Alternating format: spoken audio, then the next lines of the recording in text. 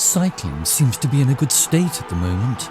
There are several names that keep the races unpredictable and highly interesting, but that wasn't always the case. Going back to the beginning of the previous decade, things were very different.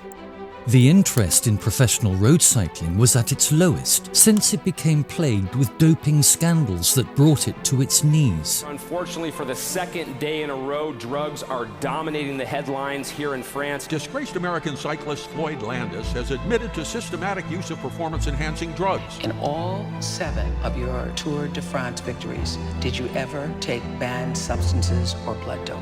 Yes. Negative headlines became the norm.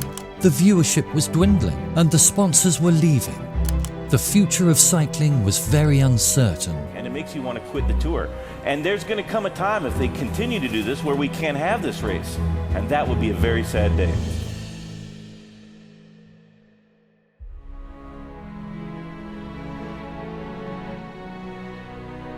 Out of these grim days, a master entertainer emerged. I'm Peter Sagan from Slovakia. Peter Sagan was a very unconventional rider in that he didn't fit into a certain discipline. He could out-sprint the sprinters on an elevated flat, and he could beat the climbers on a steep hill.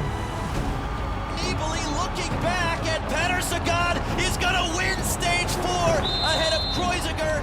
A jack of all trades, riding with instinct, but above everything, he was enjoying it to the fullest, like a kid, reminding the fans of why they fell in love with the sport in the first place. And today is going to be first as he soaks up the applause. Peter Sagan, a wheelie over the line.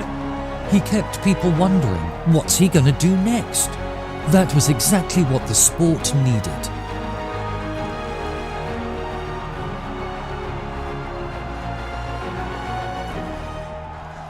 The rock star of cycling swiftly climbed the ladder of popularity with his spectacles.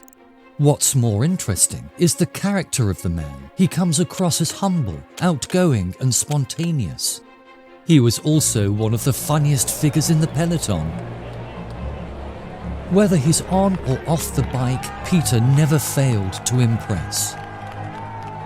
As with every new prodigy, people were quick to compare him to Eddie Merckx. His response was, "I do not want to be the second Eddie Merckx. I want to be the first Peter Sagan."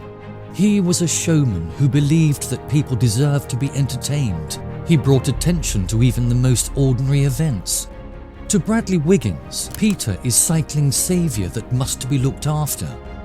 Sagan's presence and influence was unmatched, and despite all his fame, he remained grounded.